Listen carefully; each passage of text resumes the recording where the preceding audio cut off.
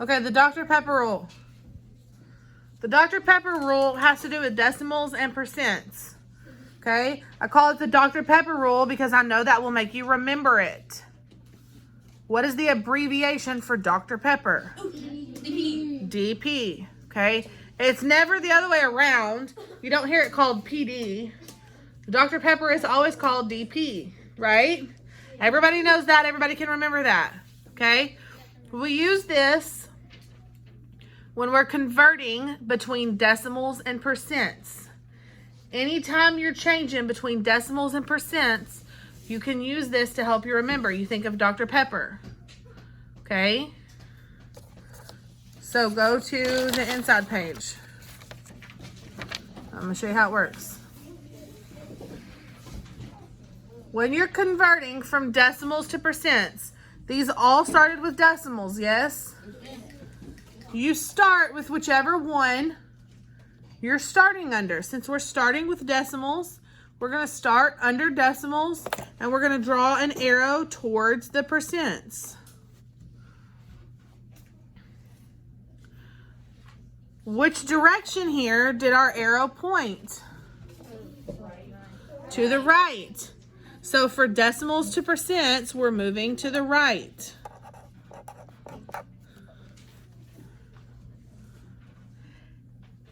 If we started with percents, let's say we started with percents, you would still write DP on your paper, but you would start your arrow under the percents and move it in the direction of the decimals.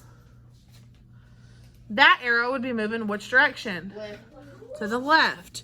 You still write DP because the abbreviation for Dr. Pepper is always DP. You just move your arrow depending on where you start. If you start with decimals, you're moving towards percents. You move to the right. If you start with percents, you move to decimals. You're going to the left. Easy way to remember it?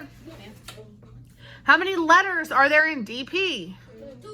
So we're moving 2 spaces. No matter which way you're converting, you're moving 2 spaces. And then it tells us whether we're going right or left. Okay? So if we're going decimals to percents, we already put we're going 2 spaces to the right. So we're going to convert all of these decimals to percents right now. When you do this, I want you to understand why we're doing it. When you do it, it's basically like saying you're multiplying times 100. But we know that, for example, when you multiply times 10, you add a 0, right? When you multiply times 100, we know you can add 2 zeros. By moving the decimal, all we're doing is multiplying by 100. Okay, so I'm going to show you guys that now.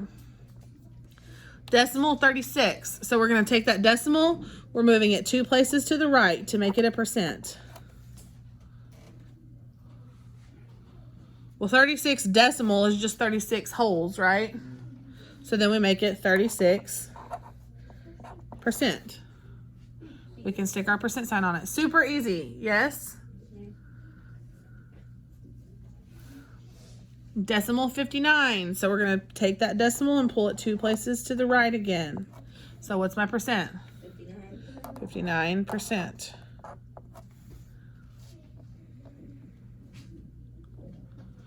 .5. When I pull this decimal 2 places to the right, what do I need to do here? Add a 0 to fill in that gap. So this becomes what percent? And you guys know that because you know that 0.5 is half. 0.5 is half, or like 50 cents. 50% of $1. All those mean the same thing. Decimal 096. When I pull that decimal 2 places to the right, where does it go? In front of the 6. Between the 9 and 6. So we have 9.6%. And yes, it is okay to have a decimal in the middle of a percent. So decimal 02 becomes what percent? 2%. And what about 3.2%? Or sorry, 3.2, it becomes what? 320%.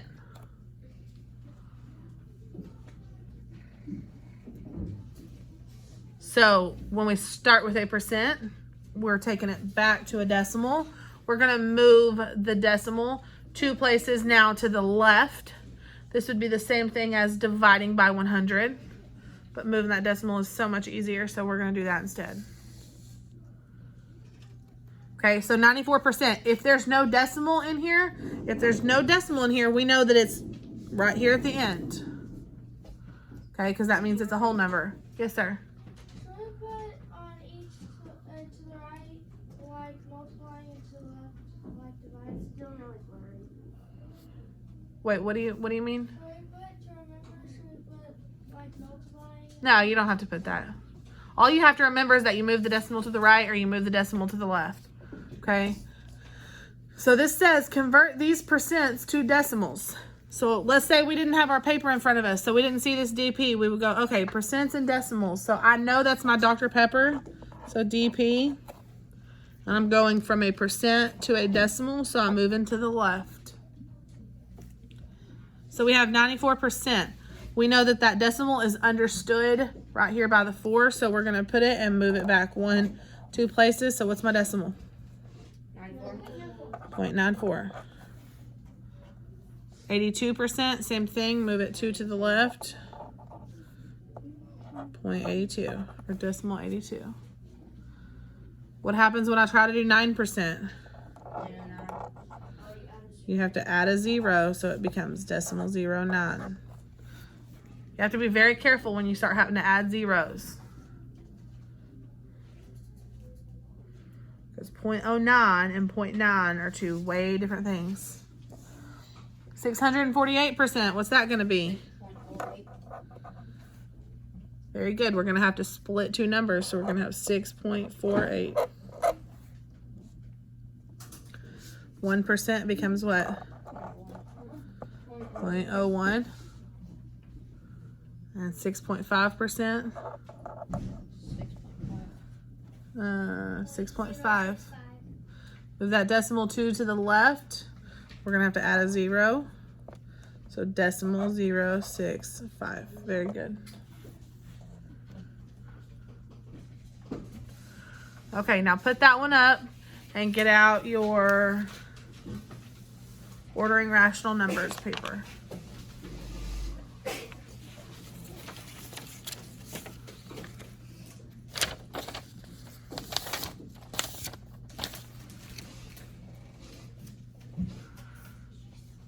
Okay, we've already talked about if you're in an airplane and you're ascending, that means you're going up. That means you're starting from the bottom and you're going up. Descending means you're going down. And if we're ascending or going up, that means we're starting from the very bottom and we're going up to the top. That means we're going least to greatest. And if we're descending or going down, that means we're going greatest to least. When we're talking about ordering rational numbers, that will be 2 terms that you hear often. I had a conversation with the 8th grade math teacher yesterday, and she said, for some reason, my kids are still struggling to know that ascending is least to greatest. Okay, so make sure you guys remember that.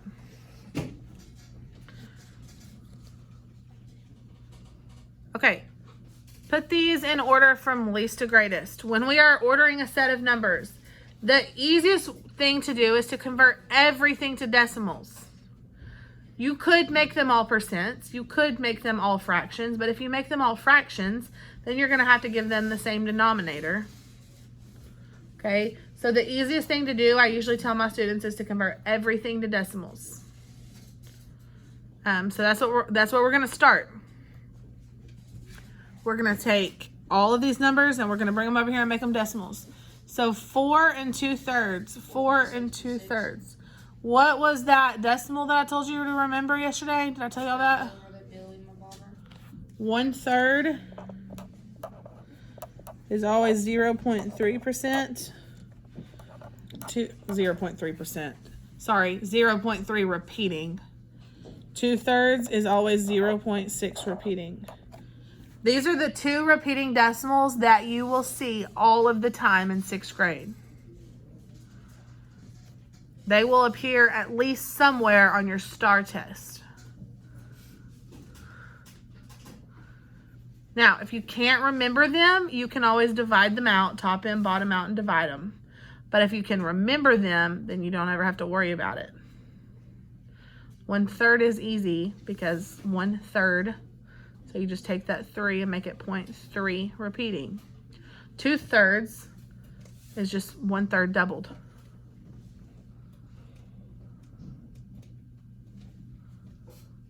Okay, so 4 and 2/3 is going to be 4 point what? 66. No.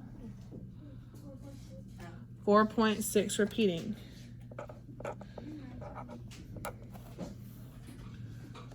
.5 is already in decimal form. What about 4? Is 4 already in decimal form?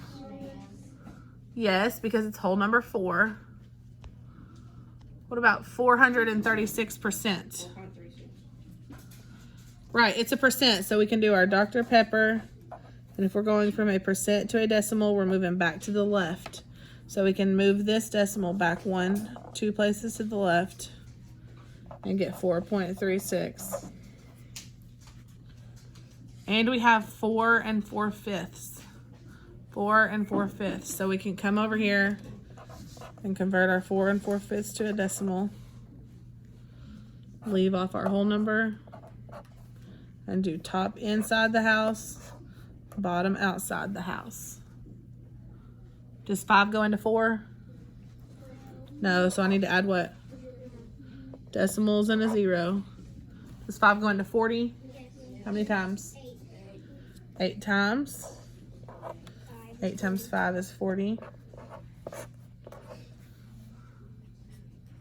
So now what do I do with this 4 and this 0.8? Yeah, we just stick the whole number back in the whole number spot. So we're going to make it 4.8.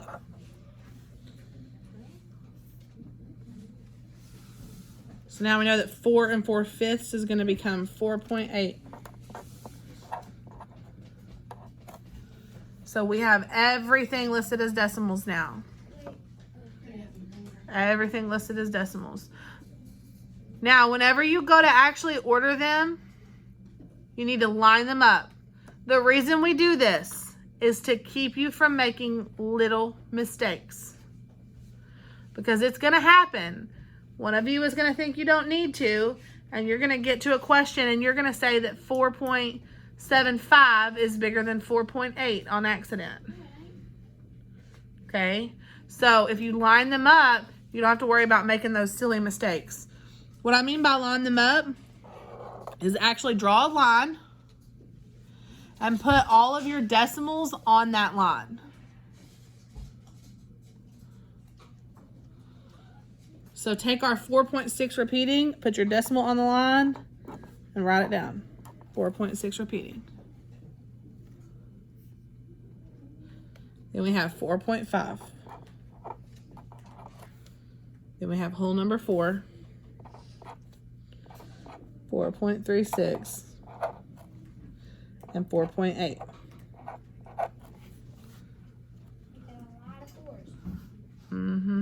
The next step says to fill in with zeros. Okay. I think last year y'all called it like giving them the same last name. So we're going to go back and fill in with zeros. And this just, again, helps you to keep from making simple mistakes. Question. Yes.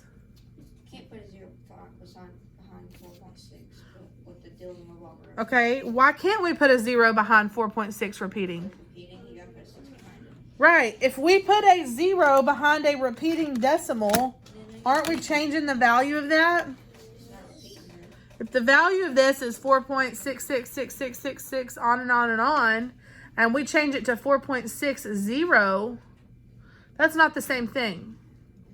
So instead of filling in with a 0 after a repeating decimal, we need to just fill it in with whatever repeats. Okay? So instead of putting a 0 here, we're going to put a 6. And then everywhere else, we're going to fill in with zeros.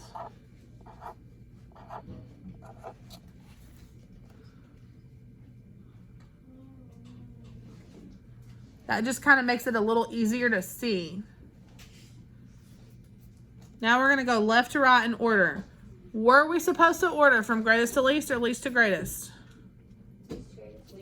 Least to greatest.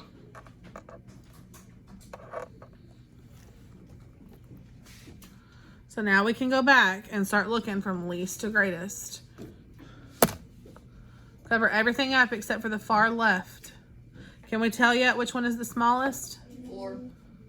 Well, obviously 4, right? But we can't tell which one is going to be the smallest out of all of them. So we go to the next digit. This helps you separate your place values to make sure you're only looking at the place value you need at the time. Can we tell yet what is going to be the smallest number? 4. 0, right? It's going to be 4.0, not 4.6, 4.5, 4.3, or 4.8. 4.0 is now the smallest. So write down your 4.0. It was originally just a 4, so I'm just going to write a 4. You can write either one. I don't care. And then I'm going to cross it out. Then we go back and we do the same thing again. What's next? 4.6, 4.5, 4.3, or 4.8? 4.3 or 4.36, which was 436%. Then mark it out. So what's going to be the next smallest? 4.5.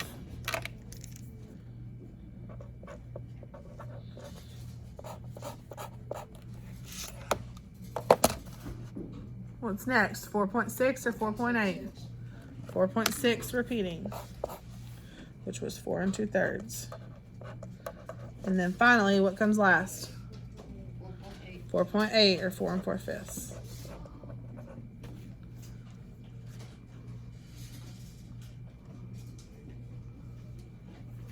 Everybody get it? Okay, go to your Think Up book.